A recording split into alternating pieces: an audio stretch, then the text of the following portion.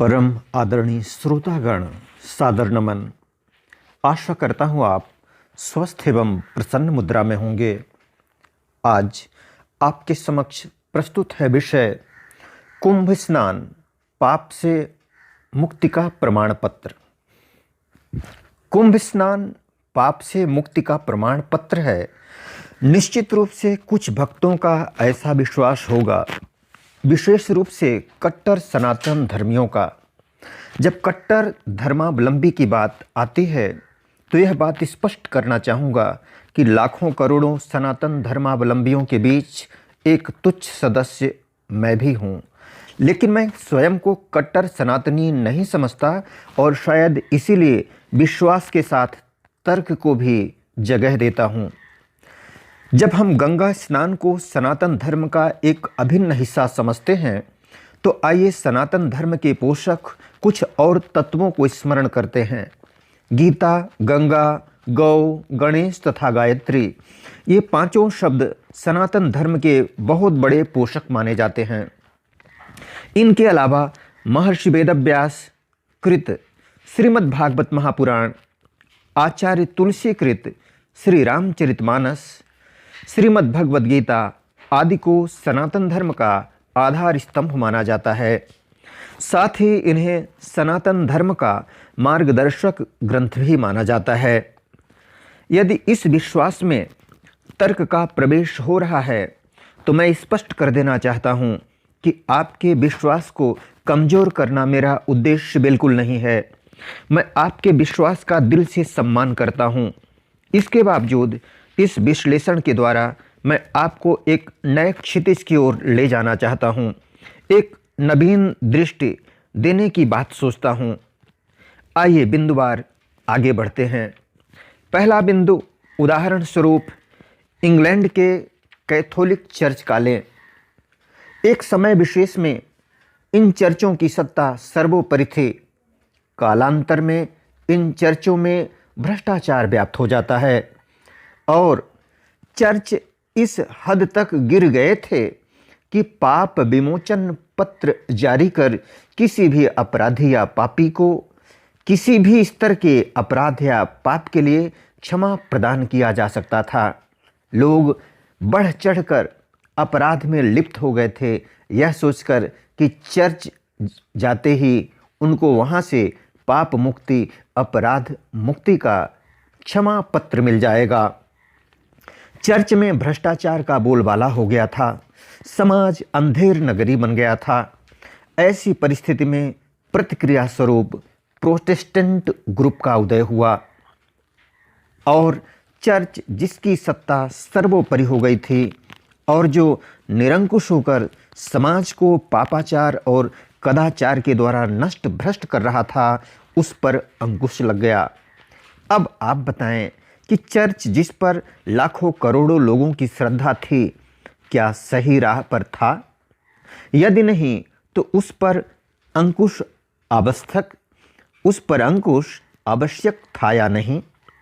उस समय जिन लोगों का विश्वास चर्च पर था, वह विश्वास था या अंधविश्वास?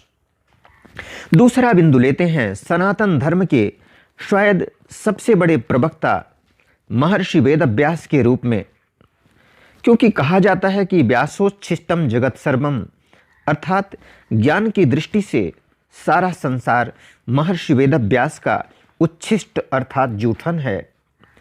यानी ऐसा कुछ नहीं बचा था जिसे कहा जा सकता है और महर्षि वेदव्यास ने उसे कहा न हो। अब आइए व्यास जी के ज्ञान सागर से एक मणिमुक्ता लेते हैं।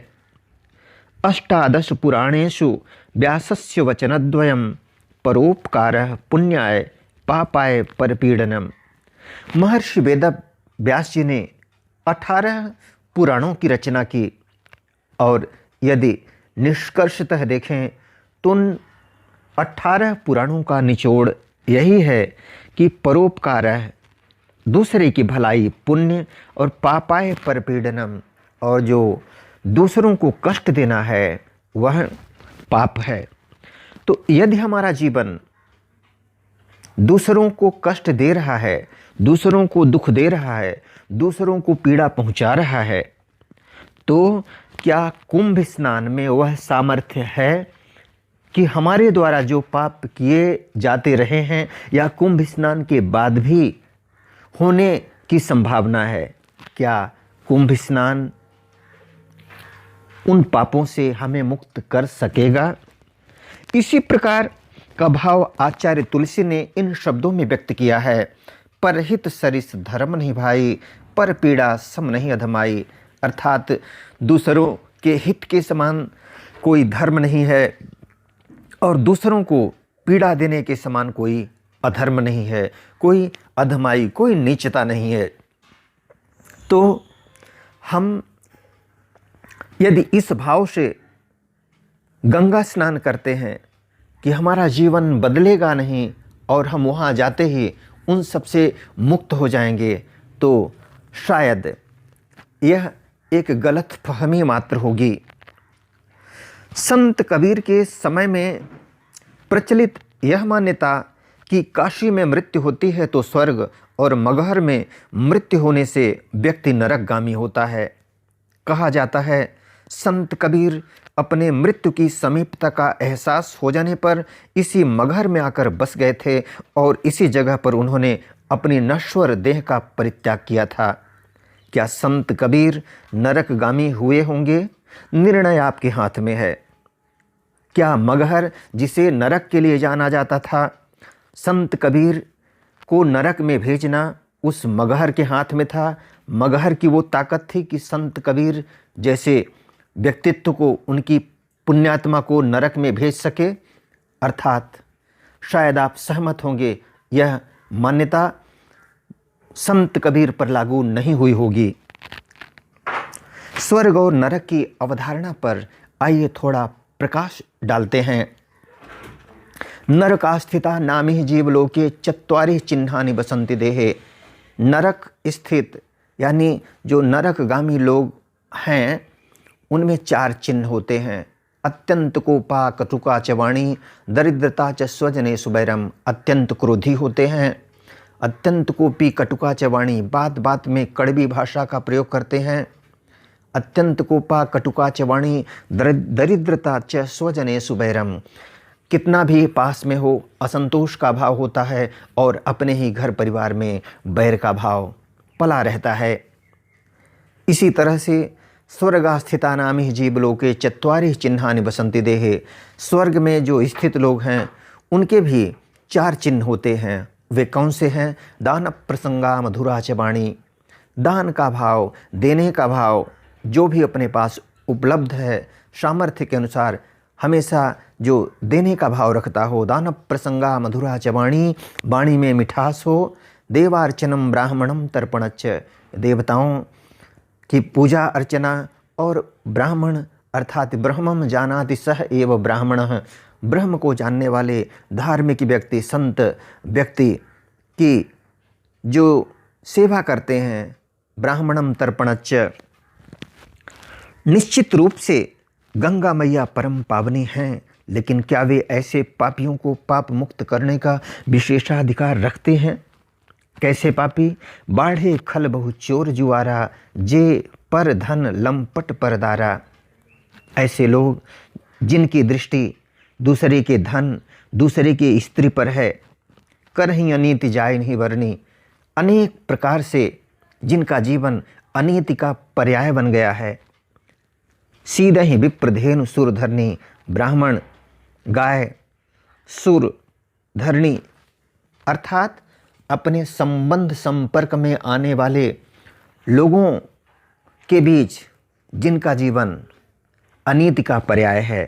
क्या ऐसी सामर्थ्य है गंगा मैया में जो उन्हें मुक्त कर देंगी, पाप मुक्त कर देंगी? यदि गंगा मैया इन सब को पाप मुक्त कर दें तो इससे सामाजिक सुख शांति का ताना बाना ध्वस्त हो जाएगा। आइए एक कवि की निम्न पंक्तियों पर दृष्टिपात करें। गंगा के नहाए से जो पापी जन तर जाएं, तो मीन क्यों न तर गई जिसका पानी में ही घर है। इसी प्रकार संत कबीर का निम्न कथन भी दृष्टव्य है। नहाए धोए क्या भया, जो मन मैल न जाए, मीन सदा जल में रहे, धोए वास न जाए। सूरदास जी भी कहते हैं, कागहि कहा कपूर चुगाए, स्वान अनवाए गंग। अर्थात मैले में चोच मारने वाले कौवे को कपूर चुगाकर क्या फायदा। इसी प्रकार श्वान अर्थात कुत्ते को गंगा स्नान कराकर किस लाभ की अपेक्षा की जा सकती है। क्या संत रविदास जी की बात की अनदेखी करना संभव है जब वे कहते हैं, मन चंगा तो कठौती में गंगा।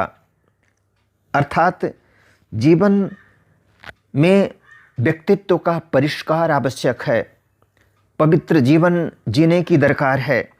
यदि जीवन का रूपांतरण नहीं होता तो क्या किसी भी तीर्थ स्थान और गंगा स्नान में पापियों, अन्यायियों और अधर्मियों को पाप मुक्त करने की सामर्थ्य है। यहाँ पर जीवन के रूपांतरण से निम्न आशय है, दूधा से दधि होत है, दधि से मक्खन होई, मक्खन से घृत होत है, फिर नहीं दूधा होई। अर्थात जिस तरह से दूध का रूपांतरण दही में होता है, दही से मक्खन बन जाता है और यही मक्खन घृत रूप में परिणत हो जाता है और एक बार घी बन जाने के बाद फिर दूध, घी का दूध बनना संभव नहीं होता। उसी प्रकार से मानव से मुनि होता है, मुनि से देवा होई। मानव, साधारण मानव मुनि बन जाता है। मननशील व्यक्ति मुनि कौन है, तो श्रीमद् इधर भगवत गीता के 12 अध्याय यानी भक्ति योग में ये माफ करेंगे 2 अध्याय, जिसे भगवत गीता की आत्मा कहा जाता है, जो कि स्थित प्रज्ञ अवस्था का वर्णन है, उसमें कहा गया है, दुखेषु अनुद्विग्न मनः, जो दुख में उद्विग्न नहीं होता, सुखेषु विगत स्पृहः, और सुख में जिसकी स्पृहा नहीं है, सुखेषु विगत स्पृहा, जो सुख के प्रति बहुत ही आह्लादित नहीं होता। बीत राग, वर्तमान के प्रति कोई राग नहीं, अटैचमेंट नहीं है। बीत राग भय क्रोध है, भविष्य का कोई भय नहीं, भूत के प्रति कोई क्रोध नहीं है। ऐसे धीरवान व्यक्ति को मुनि कहा जाता है। तो मानव से मुनि होता है। साधारण मनुष्य जब रूपांतरण होता है जीवन का, तो वह मुनि की श्रेणी में चला जाता है और मुनि से देवतुल्य हो जाता है और देवता से प्रभु का सामीप्य प्राप्त कर लेता है और फिर वह साधारण मानव नहीं होता। उदाहरण स्वरूप हमने देखा है, गोस्वामी तुलसीदास जी बनने से पहले क्या थे, इनका जीवन चरित्र हम सब ने सुन रखा है। महर्षि वाल्मीकि बनने से पहले क्या थे, अंगुलिमाल क्या थे अपने प्रारंभिक जीवन में, यानी सबका जीवन रूपांतरित हुआ। सो प्रिय श्रोतागण, इस वीडियो का एकमात्र उद्देश्य था कि हमें जीवन के रूपांतरण पर ध्यान देना आवश्यक है और तभी किसी भी प्रकार की तीर्थ यात्रा, गंगा स्नान आदि हमारे जीवन में सार्थक हो सकेगा। यानी हमें व्यक्तित्व के रूपांतरण के लिए पुरुषार्थ करना होगा। वे सभी सहायक हो सकते हैं, वे तीर्थ स्थान, देवस्थान सहायक हो सकते हैं, लेकिन यदि हम साधना करेंगे तब साधक चातक मीन पतंग बिन चातक मीन पतंग जब जल बिन नहीं रह पाए, तो साध्य को पाए बिना साधक क्यों रह जाए। साध्य हमारा जो लक्ष्य है वह है नर से नारायण बनने का और नारी से लक्ष्मी बनने का। तो यदि इस दिशा में हम पुरुषार्थी बन सके और जीवन का रूपांतरण कर सके, तो हमारा जीवन उसी अवस्था में धन्य धन्य हो जाएगा। इस वीडियो से किसी भी प्रकार का यदि किसी को दुख पहुंचा हो तो क्षमा प्रार्थी हूँ। वीडियो देखने के लिए धन्यवाद एवं आभार। जय हिंद, जय जगत। आपका जीवन मंगलमय हो।